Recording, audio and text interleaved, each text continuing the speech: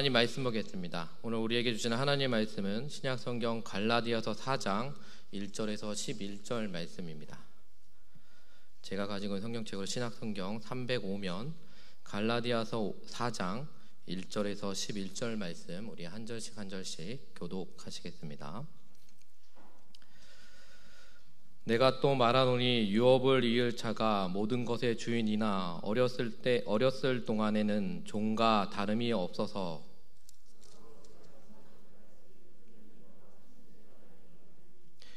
이와 같이 우리도 어렸을 때 이 세상의 초등학문 아래에 있어서 종 노릇하였더니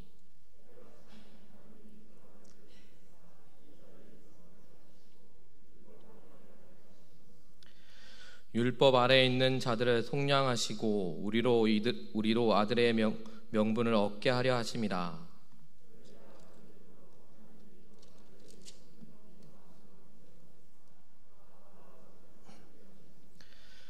그러므로 내가 이후로는 종이 아니요 아들이니 아들이면 하나님으로 말미암아 유업을 받을 자니라.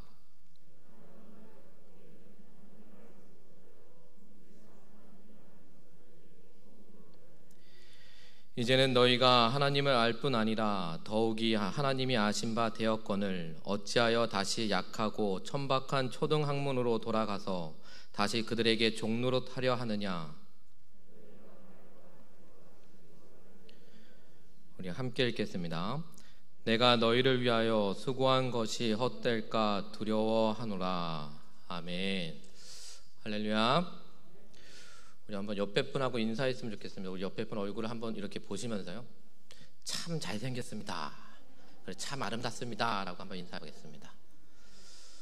네, 여러분들은 하나님의 자녀로 하나님의 그 모습대로 나아가는 여러분들은 참 잘생기고 참 이쁩니다. 우리가 오늘 말씀을 통해서 또한 우리가 하나님의 은혜를 받을 때에 그 무엇보다도 하나님의 자녀답게 우리가 어떤 모습으로 살아가야 되는지에 대해서 우리가 좀 알아보려고 합니다. 우리가 잘 알다시피 진화론의 창시자 찰스 다윈에 얽힌 재미있는 이야기가 있습니다. 그는 1883년 진화론을 전개하면서 원숭이가 진화해 사람이 되었다고 발표를 했습니다. 즉 최초의 단세포 생물이 점차 진화해 고등동물이 되었고 그것이 바로 인간으로 진화했다라는 것입니다.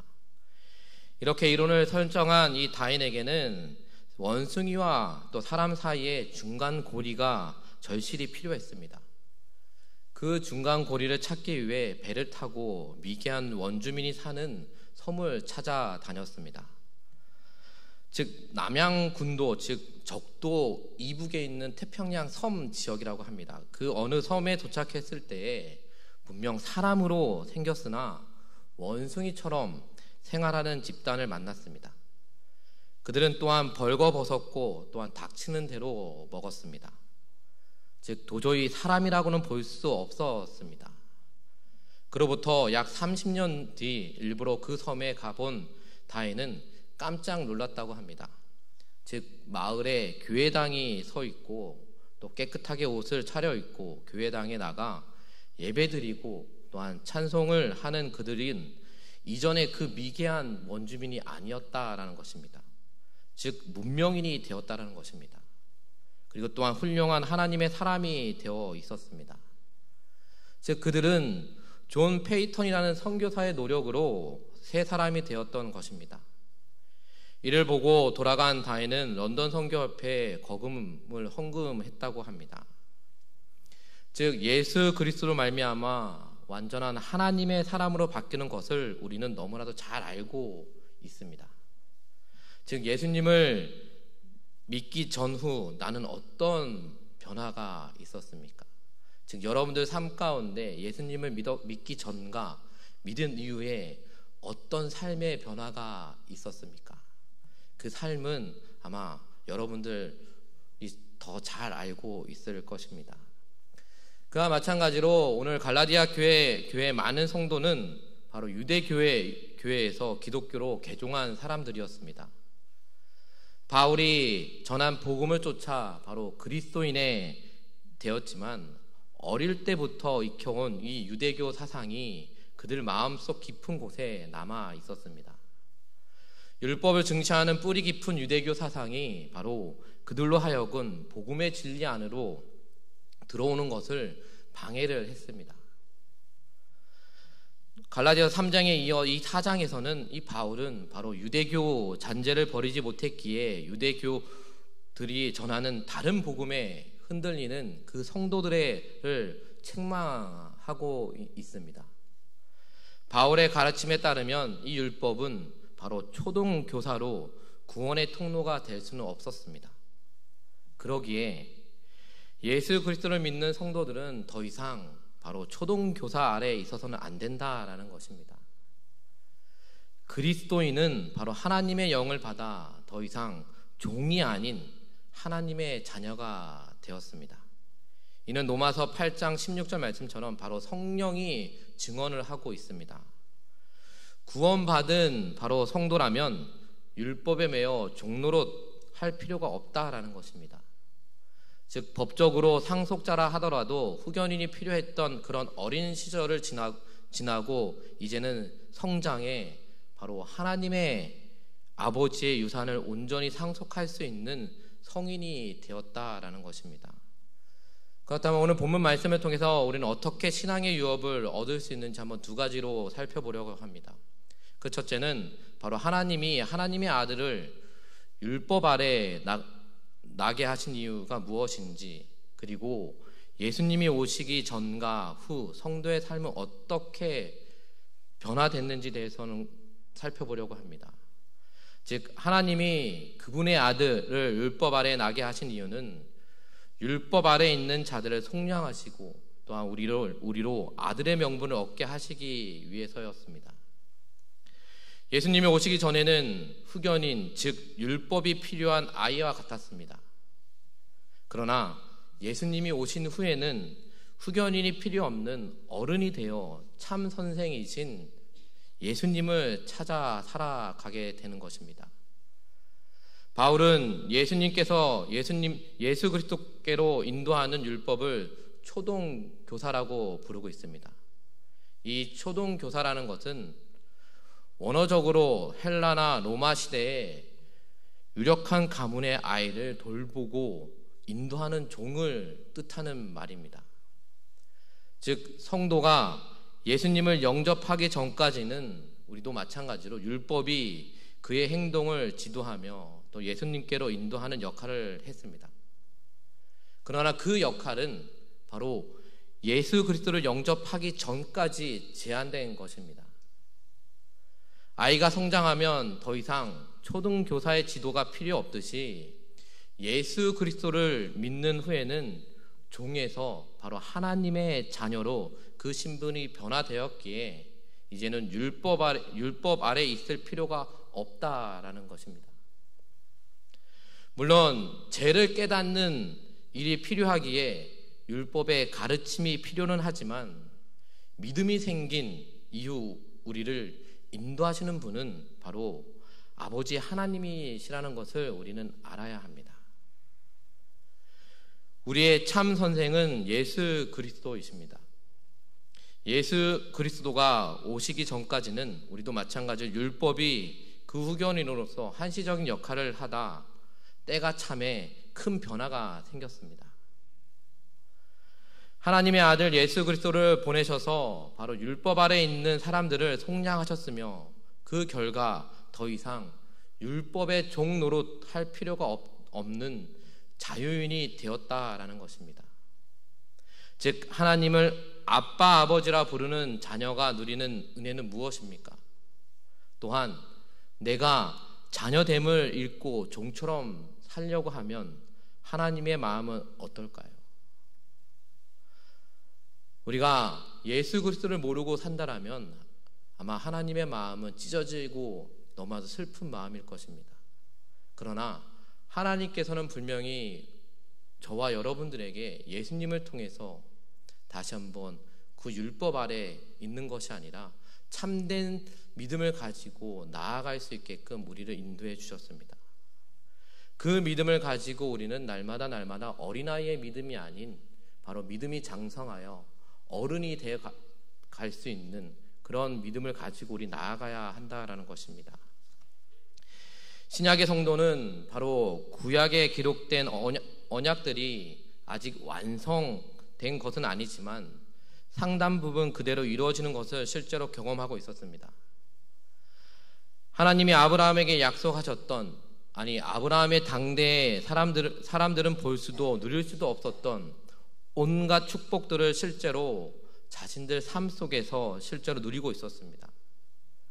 그중 가장 큰 특별한 은혜는 바로 성령님께서 우리 안에 계시다는 사실이었습니다. 하나님은 예수 그리스도를 믿는 모든 성도 마음 안에 바로 성령님을 보내주셨습니다.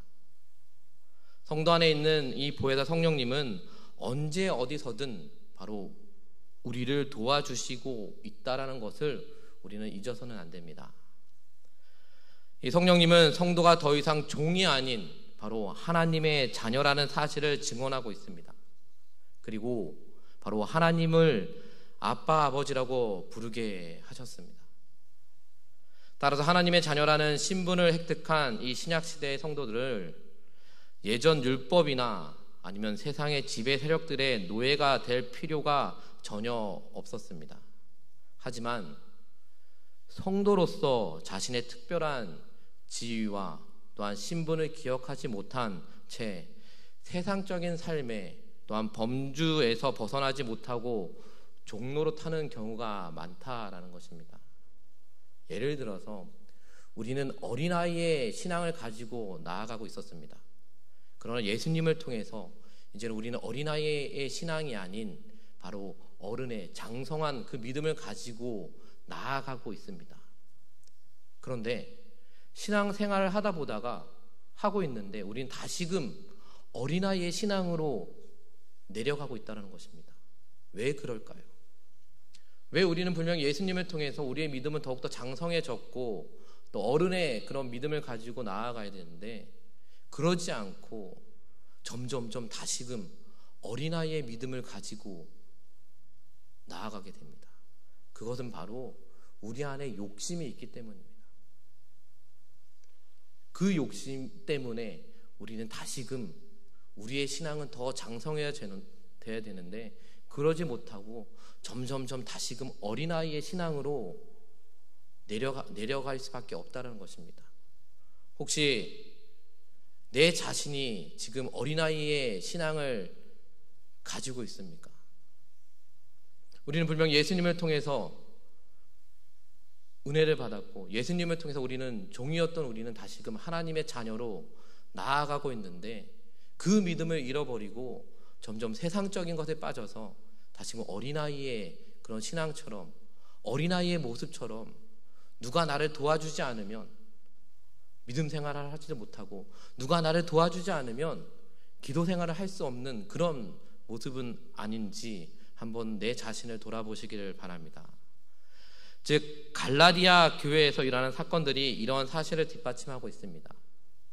앞에서도 금방 말했듯이 갈라디아 교회는 오직 예수님만으로 충분함을 인정하지 않고 다른 것을 더하여 기독교를 변질시키기 때문에 바로 율법주의에 배척한 것의 그런 문제로 이 갈라디아 교회의 문제가 일어납니다. 이 갈라디아 교회의 문제는 바로 초대교회 초창기에 겪어야 할 그런 문제들이었습니다. 그런 문제들이 우리 믿음 생활하는 가운데 있다는 것입니다. 즉 믿음 생활 첫 발걸음을 띄었을 때 그런 문제가 지금도 우리 안에 있습니까? 그렇다면 우리는 아직까지도 어린아이의 믿음을 가지고 있다는 것입니다. 그러나 저와 여러분들은 그런 어린아이의 믿음을 버려버리고 우리는 하나님께서 하나님의 자녀로 우리를 인도해 주셨고 또한 우리가 그 믿음이 장성하여 다시 한번 어린아이의 믿음이 아닌 오직 장성한 믿음을 가지고 나아가고 있다는 것을 우리는 잊어서는 안 됩니다. 또한 두 번째로는 바울은 우리가 예수님을 믿기 전에 어떤 상태였다고 말하고 있으며 또 바울은 또한 갈라디아 성도들이 왜 책망을 했는지 또 말하고 있습니다. 바울은 예수 그리스도를 믿기 전의 모습을 하나님이 아닌 것들의 종로로 타는 것으로 표현을 하고 있습니다. 바울은 하나님을 알고 또 하나님도 아신 바 되었는데 다시 약하고 천박한 초등 학문으로 돌아가서 그에게 종로로 하려 한다며 책망을 하고 있습니다. 바울이 갈라디아 교회를 설립하고 복음을 전할 당시 그 성도들은 복음을 열정적으로 받아들였습니다. 그런데 바울이 갈라디아 지역을 떠난 후 슬며시 들어온 그 유대인의 율법주의자들의 영향을 받아 그 복음의 진리에 혼란이 일어났습니다. 즉 예수 그리스도를 믿어 더 이상 종이 아닌 하나님의 자녀로 그 신분이 변화되었음에도 불구하고 그들에게 영향받은 상당수의 성도들이 유대교 사상, 즉 율법의 지배권 아래서 다시 종로로 타던 예전의 모습으로 돌아가려 했기 때문이었습니다. 이에 바울은 갈라디아 성도들을 권면을 합니다. 그들의 과거 율법을 쫓던 시절을 종로로 타던 때라 하며 그 당시에 세상의 초등학문, 즉 율법의 지배를 받던 일을 상기시켜 줍니다. 창세기에는 언급되어 있지는 않지만 아브라함에게 언약, 축복 속에 성령의 약속이 포함되어 있다라고 바울은 또한 해석을 합니다. 그래서 아브라함의 자손이라면 아들의 영을 그에게 보낸 하나님을 아버지라 부르는 부자 관계가 이루어지는 것이었습니다. 그런 이유로 갈라디아 성도들은 바로 믿음으로 하나님의 영을 받아 하나님을 알게 되었고 또 하나님도 그를 아셨습니다. 그러니 이제는 세상의 초등학문과 율법에 매여 종로로 타는 데서 해방되어야 한다라는 것입니다. 이 말씀이 갈라디아 교회 성도들에게만 있는 것이 아니라 바로 저와 여러분들에게도 전하는 권면입니다. 우리가 하나님의 참된 복음의 진리를, 즉 예수 그리스도의 그 십자가의 사랑을 가지고 믿음 생활해 나아가야 되는데 그러지 않고 세상적인 그 복음을 들어서 참된 복음의 진리를 잊어버리고 세상적인 복음 가운데 헤맬 때가 많다라는 것입니다. 그러나 여러분들은 그런 믿음이 아니라 오직 예수 그리스도의 그 십자가의 복음, 그 진리의 복음 아래 더욱더 하나님의 자녀로 믿음이 더욱더 장성해 나아가는 여러분들이 되시기를 바랍니다. 내 신앙이 퇴보하지 않고 전진하도록 복음을 이끌어준 사람은 누구인가요? 또한 내가 복음의 진리로 이끌 사람은 누구인가요?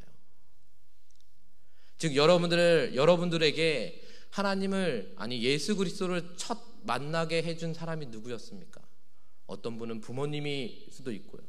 어떤 분은 우리 교회 성도님이 전도해서 나를 또한 하나님의 아들을 만나게 해준 그런 믿음 생활에 나아가는 성도들이 있을 것입니다. 그 반대로 이제는 그렇다면 내가 만난 예수님을 통해서 얻은 그 유업을, 그 복음의 유업을 그럼 누구에게 전해 주어야 하겠습니까?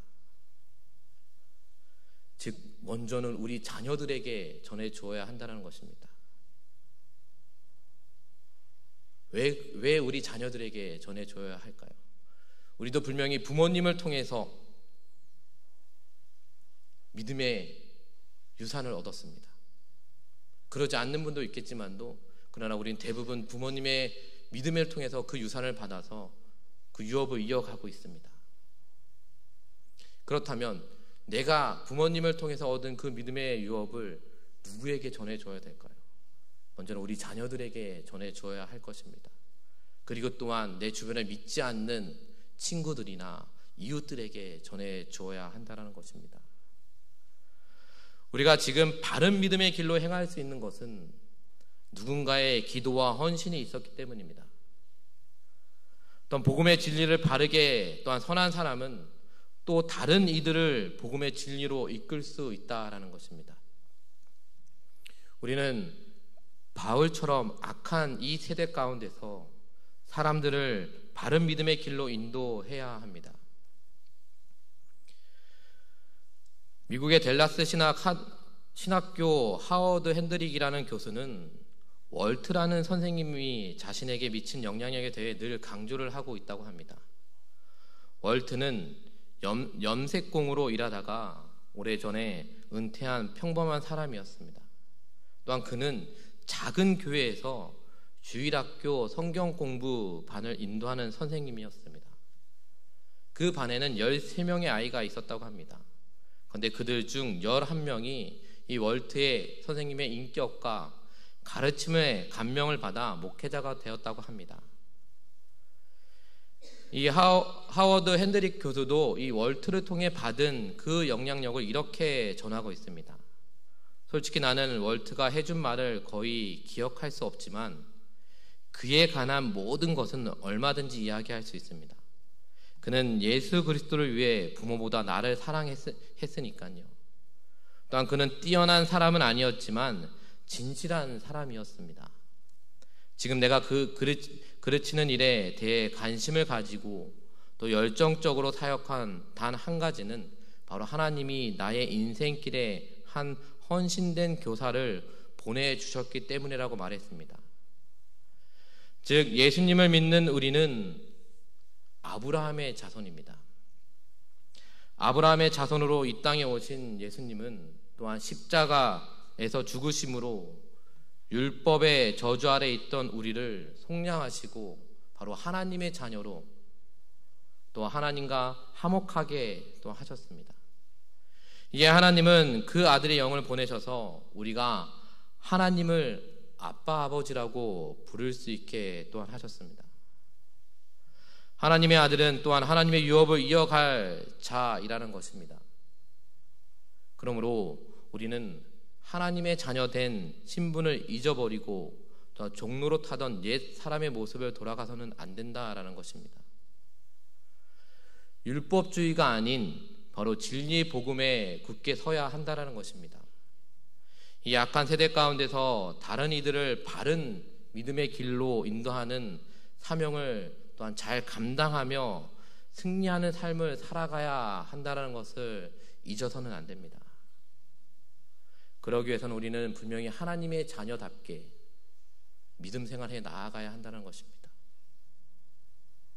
그러기 위해서는 우리는 어린아이, 즉 초등학문처럼 그런 믿음을 가지고 가는 것이 아니라 다시금 믿음이 성장하여 어른이 되어 우리의 육체적으로 또 성장한 것처럼 우리의 믿음은 점점점 성장해 나아가야 한다는 것입니다. 그러기 위해서는 우리가 그 무엇보다도 하나님 말씀을 의지하며 우리 바울이 갈라디아 교인들에게 책망한 것처럼 세상적인 그런 율법에 빠지지 않고 오직 예수 그리스도의 그 십자가의 복음을 가지고 나아가야 한다는 것을 잊어서는 안 됩니다. 우리가 받았던 그 믿음의 유산을 다시 한번 우리의 자녀들 뿐만 아니라 하나님이 믿지 않는 친구들, 이웃들에게 그 유업을 이어나아갈 수 있게끔 우리는 그 복음을 전하며 나아가야 한다는 것입니다. 우리는 지금 사순절 기간을 보내고 있습니다. 우리가 사순절 기간 여러분들이 어떻게 하나님의 말씀을 가지고 묵상하며 나아가는지는 모르겠지만도 그러나 분명한 것은 부모님을 통해서 얻었던 그 믿음의 유업을 나 안에서 끝나는 것이 아니라 내 자녀들에게 또한 믿지 않는 이웃들에게 그 믿음의 유산을 전하며 나아가는 삶을 살아가시길 바랍니다. 그 믿음의 삶을 통해서 또 사순절 기간 동안 예수 그리스도의 그 참된 사랑을 다시 한번 느끼며 나아가는 저와 여러분들이 되시기를 주님의 이름으로 축원드립니다. 우리 말씀을 기억하시면서 찬양 부르시고 함께 기도하겠습니다. 우리 박수치면서 함께 찬양하도록 하겠습니다. 주의 친절한 팔에 안기세 우리 마음의 평안하리니 항상 기쁘고 복이 되겠네 영원하신 팔에 안기세 주의 팔에 그 크신 팔에 안기세 주의 팔에 영원하신 팔에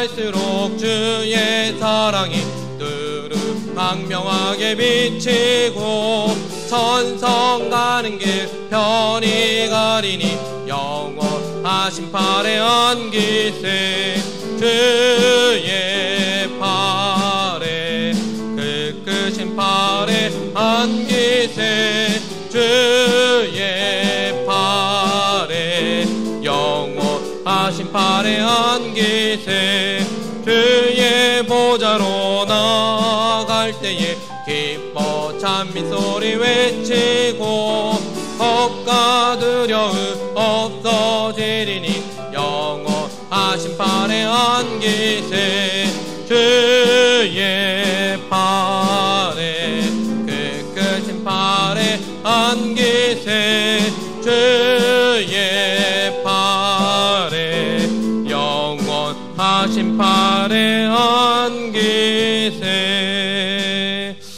우리 시간 기도하며 나아갈 때요, 오늘 말씀을 기억하시면서 기도하며 나아갔으면 좋겠습니다. 바울이 갈라디아 교회에게 책망했던 것은 하나님의 참된 복음, 예수 그리스도의 그 참된 복음을 가지고 나아가야 되는데 그러지 못하고 다른 우상을 섬기며 나아가는 것 때문에 그렇게 책망을 했습니다. 하나님, 우리 믿음 생활하며 나아갈 때 우리도 어떻게 보면 이 갈라디아 교회의 성도들의 그 모습처럼 우리도 온전히 예수 그리스도의 그 십자가의 복음을 가지고 나아가야 되는데 그러지 않고 세상적인 욕심 때문에 빠질 때가 너무나 많습니다. 하나님, 내가 세상적인 욕심에 빠지지 않고 온전히 예수 그리스도의 그 십자가의 보혈을 붙잡고 나아갈 수 있도록 이끌어 주시옵소서.